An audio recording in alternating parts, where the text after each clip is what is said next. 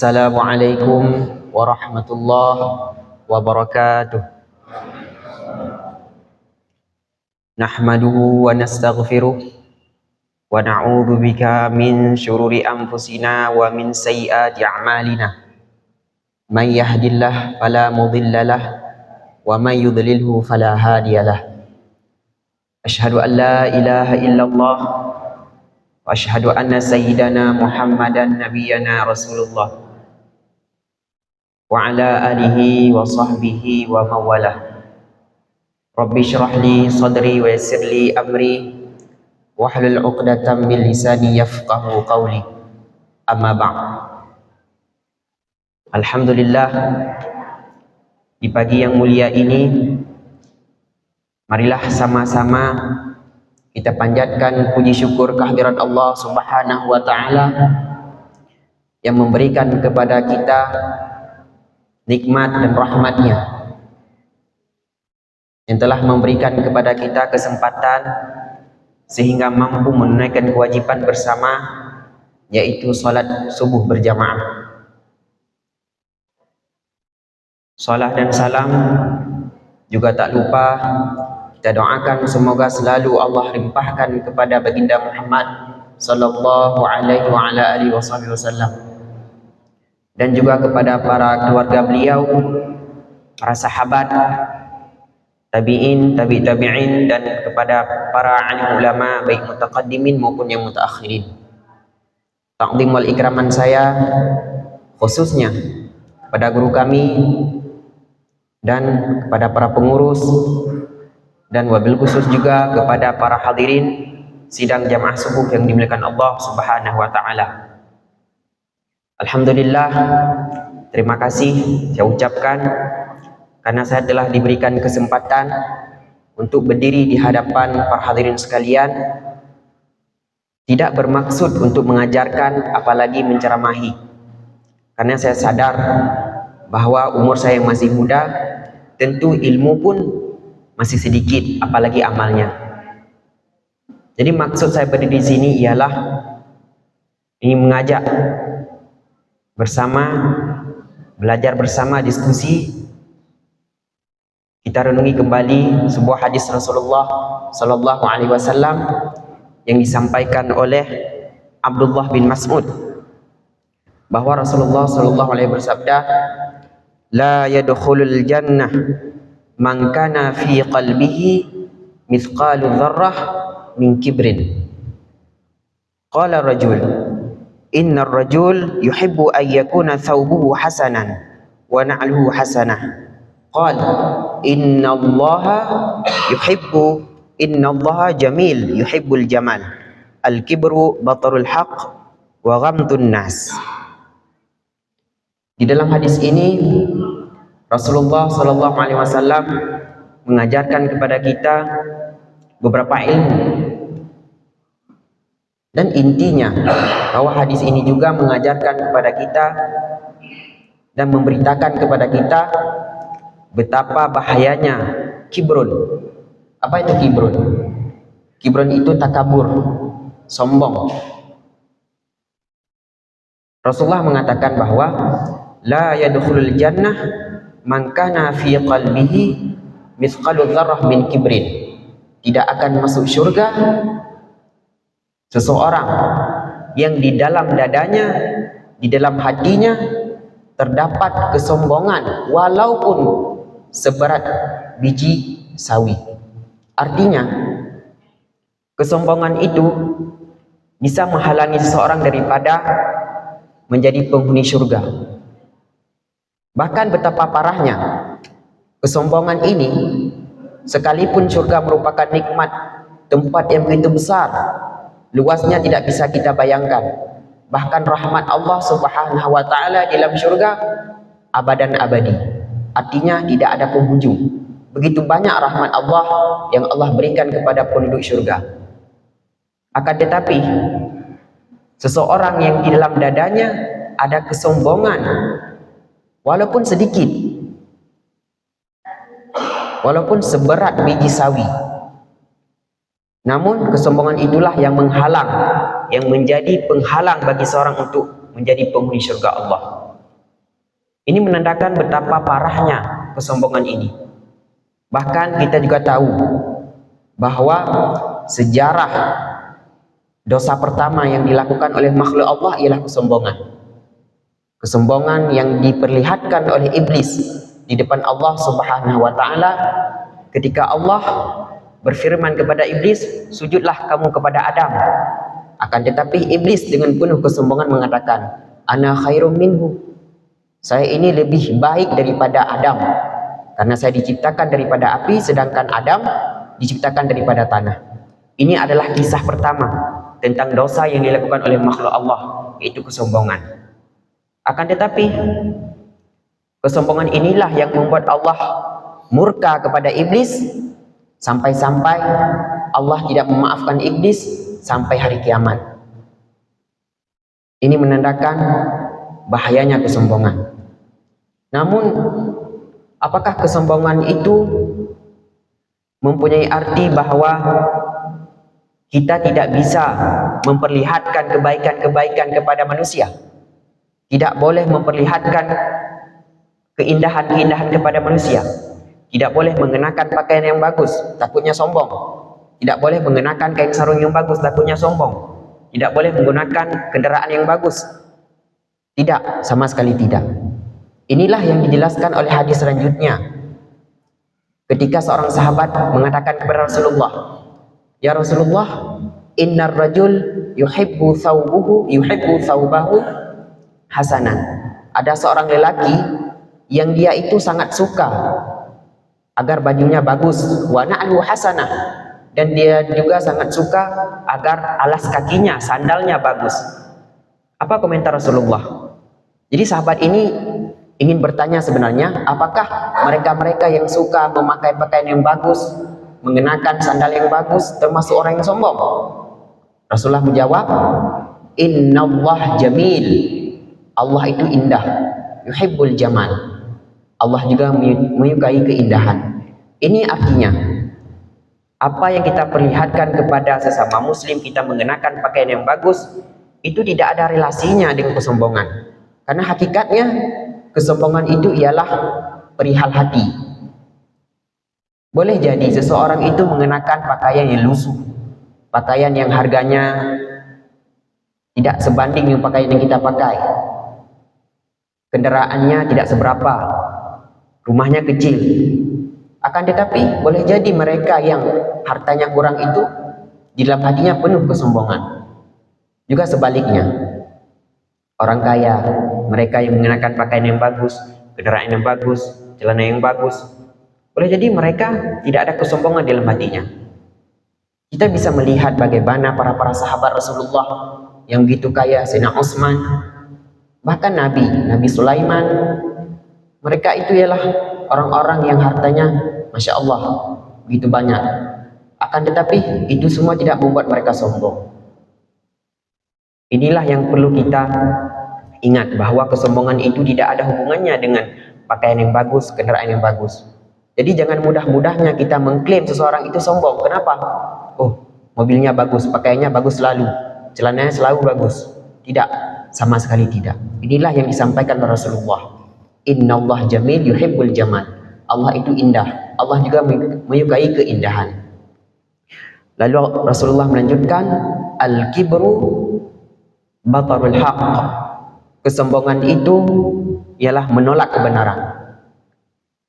Wa ghabtun nas, dan kesombongan itu juga yang membuat seseorang memandang remeh manusia yang lain.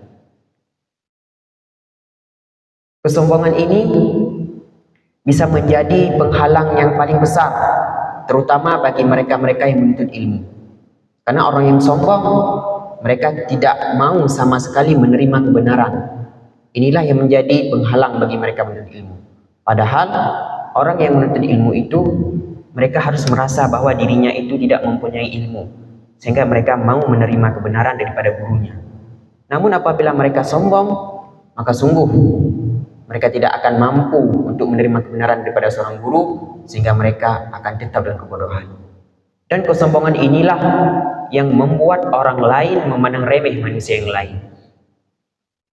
Jadi kesombongan ini merupakan hal yang sangat keji. Allah tidak suka kepada orang yang sombong. Di dalam Al-Quran Allah menyampaikan, wala tamshi fil ardi maraha, dan janganlah kalian berjalan di muka bumi ini maraha, penuh dengan kesombongan. Ini merupakan larangan daripada Allah, menandakan bahwa kesombongan ialah hal yang Allah benci. Bahkan dalam lanjutan ayatnya disebutkan bahwa innaka lan takhriqal arda wa lan tablughal jabala tulan. Di dalam kitab Tafsir Al-Misbah disebutkan oleh Prof. Quraish Shihab, beliau mengutip penafsir daripada Tabatabai bahwa ayat ini merupakan kiasan bahwa seseorang itu tidak boleh sombong, karena sekuat apapun manusia, lan takhriqal arda, kakinya tidak mampu untuk menembus bumi. Bahkan sampai sekarang, sehebat apapun keilmuan manusia, masih ada kedalaman bumi yang tidak bisa diketahui apa isinya. Dan setinggi apapun manusia, lan tablughal jabala tulan, mereka tidak akan mampu menandingi tingginya gunung. Inilah yang Allah larang daripada manusia agar tidak sombong. Bahkan kesombongan ini merupakan hal yang sangat aneh katanya. Kalau tidak salah, Sayyidina Ali pernah mengatakan bahwa beliau merasa heran kepada mereka-mereka yang sombong. Kenapa? Karena manusia ini diciptakan daripada air yang keji, hina, dari setetes mani, lalu mereka akan berujung kepada hal yang hina juga, yaitu menjadi bangkai, ditempatkan di tempat yang paling hina di dalam perut bumi. Dan di antara dua hal itu, dari terlahir daripada setetes mani lalu menjadi bangkai, ketika dia hidup di dunia juga membawa kotoran di dalam perutnya. Bahkan dikatakan bahwa manusia ini anggota tubuhnya yang paling hina ialah kepala. Kepala manusia ini juga penuh dengan kotoran. Hidung penuh dengan hingus, mata, tai mata, telinga juga penuh dengan bau busuknya. Jadi Sayyidina Ali merasa sangat ajib, heran, aneh dengan orang-orang yang sombong. Tidak patutnya kita untuk sombong, karena semua hal yang kita miliki ini ialah sebatas titipan daripada Allah Subhanahu wa Ta'ala, baik itu ilmu, harta, maupun jabatan yang kita miliki. Bahkan sejarah mengajarkan kita, cerita-cerita daripada para ulama mengatakan bahwa orang-orang dulu itu kayaknya begitu besar. Bahkan orang-orang dulu itu kekuatannya begitu kuat dibandingkan dengan manusia zaman sekarang. Akan tetapi mereka-mereka yang dulunya sombong dengan harta, katakanlah Qarun, ceritanya ma'ruf, hartanya begitu banyak, akan tetapi kesombongannya tidak sedikit pun membantu dia. Justru sebaliknya, kesombongan itulah yang membuat Allah murka kepada Qarun. Kemudian Fir'aun, ceritanya pun ma'ruf. Siapa Fir'aun, bagaimana jabatannya, bagaimana kekuasaannya. Akan tetapi kesombongan itu membuat dia dimurkai oleh Allah Subhanahu wa Ta'ala. Ini menjadi pelajaran bagi kita bahwa kesombongan, sebanyak apapun harta yang kita miliki, setinggi apapun jabatan yang kita miliki, kesombongan bukanlah hal yang patut. Karena kesombongan hakikatnya ialah sifat Allah Subhanahu wa Ta'ala. Allah Subhanahu wa Ta'ala menjelaskan di dalam sebuah hadis kudusinya yang diriwayatkan oleh Abu Hurairah dari Rasulullah sallallahu alaihi wasallam. Allah berfirman, al-kibriya'u ridai wal 'azamah izari faman naza'ani wahidan minhuma qadhaftuhu finnar. Takabur itu ialah selendangku, kata Allah, dan keagungan adalah sarungku. Barang siapa yang menyerupaiku dengan salah satu keduanya, qadhaftuhu finnar, niscaya sungguh akan aku campak ia ke dalam neraka. Hadis ini mengatakan bahwa kesombongan dan keagungan itu mutlak milik Allah Subhanahu wa Ta'ala. Maka tidak patut hambanya, makhluknya yang diciptakan oleh Allah untuk menyandang sifat sombong. Karena itu sifat Tuhan, bukan sifat makhluk. Kita semua ini makhluk yang diciptakan oleh Allah Subhanahu wa taala. Hadirin sekalian yang dimuliakan oleh Allah Subhanahu wa taala, Rasulullah sendiri sebagai seorang insan kamil, manusia yang sempurna, bahkan bukan saja manusia, makhluk Allah yang Allah ciptakan yang paling sempurna, bahkan kesempurnaannya, derajatnya melebihi para malaikat, ialah Rasulullah sallallahu alaihi wasallam. Lihatlah betapa agungnya kepribadian beliau, betapa kuatnya beliau, betapa tampannya beliau, betapa agungnya kehidupan beliau, akhlak-akhlak beliau. Akan tetapi tidak pernah beliau dalam hidupnya menampakkan kesombongan itu. Bahkan Rasulullah pernah suatu ketika berdoa di depan Sayyidah Aisyah, Allahumma ahyini miskinan wa amitni miskinan wahsyurni fi zumratil masakin yaumal qiyamah. Ya Allah, hidupkanlah aku dalam keadaan miskin dan wafatkanlah aku juga dalam keadaan miskin, dan bangkitkanlah aku di dalam kelompok orang-orang miskin pada hari kiamat. Sayyidah Aisyah mendengar doa itu, beliau penasaran lalu bertanya, kenapa Rasulullah doamu demikian? Apa jawab Rasulullah? Wa Aisyah, ketahuilah bahwa orang-orang miskin inilah yang akan lebih dulu masuk ke surga, lebih awal masuk ke surga daripada orang-orang kaya dengan jaraknya 40 tahun. Ini menandakan betapa Allah itu cinta kepada orang-orang miskin, dan Allah juga cinta kepada orang-orang yang mendekati orang miskin. Karena mendekati orang-orang miskin, bergaul dengan mereka merupakan salah satu cara yang ampuh untuk menghilangkan sifat takabur.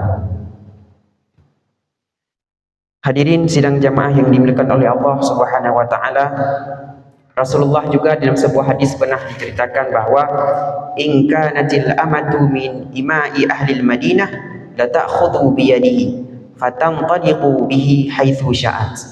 Seandainya ada seorang perempuan hamba sahaya ahli Madinah yang datang kepada Rasulullah agar ikut bersamanya untuk menunaikan hajatnya, menunaikan keperluannya, menunaikan pekerjaannya, sungguh Rasulullah bisa diajak kemanapun. Begitulah Rasulullah menampakkan sifat tawadhu'nya, sekalipun beliau merupakan utusan Allah, makhluk yang paling agung, akan tetapi Rasulullah tidak pernah segan untuk bergaul dengan orang-orang di bawahnya, orang-orang di bawah derajatnya, bahkan sampai bergaul dengan orang-orang yang tergolong budak ataupun hamba sahaya. Hadirin sidang jamaah yang dimuliakan oleh Allah Subhanahu wa taala, namun bagaimana cara agar kita menjauhi, memperbaiki sifat-sifat takabur ini? Para ulama menjelaskan adalah dengan cara mempunyai ilmu dan beramal. Artinya, cara agar kita bisa menjauhi sifat takabur ialah kita punya ilmu. Kita tahu apa saja keburukan yang dihasilkan oleh sifat takabur. Ini yang perlu kita tahu agar kita mampu menjauhi. Karena seseorang tidak akan mampu menjauhi sesuatu sebelum dia tahu apa itu sesuatu itu. Maka dari itu kita perlu tahu apa akibat daripada sombong. Seperti yang saya jelaskan barusan, bahwa sombong ini bisa mengundang murka Allah. Maka dari itu kita akan merasa takut agar kita merasa takut untuk bersifat dengan sifat sombong.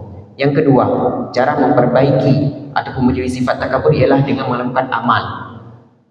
Berusahalah semampu mungkin, di antaranya dengan cara bergaul dengan orang-orang miskin, bergaul dengan orang-orang di bawah pangkat kita, sekalipun mereka ini membantu di rumah kita. Akan tetapi bagaimana caranya kita berinteraksi dengan mereka tanpa mereka merasa sebagai budak ataupun merasa sebagai pembantu di rumah. Jadi ini yang perlu kita lakukan agar sifat takabur yang memang pernah ada di dalam diri kita dari hari ke hari bisa terobati, yaitu dengan ilmu tentang takabur dan parahnya takabur, dan orang-orang yang dulu telah dimurkai oleh Allah gara-gara takabur. Itu perlu kita ketahui, dan juga dengan beramal saleh agar takabur yang ada dalam diri kita bisa diobati. Demikian yang dapat saya sampaikan. Mohon maaf bila ada kekurangan. Semoga ini menjadi nasihat untuk pribadi saya dan kepada para hadirin sekalian. Saya akhiri dengan wabillahi taufiq wal hidayah. Assalamualaikum warahmatullahi wabarakatuh.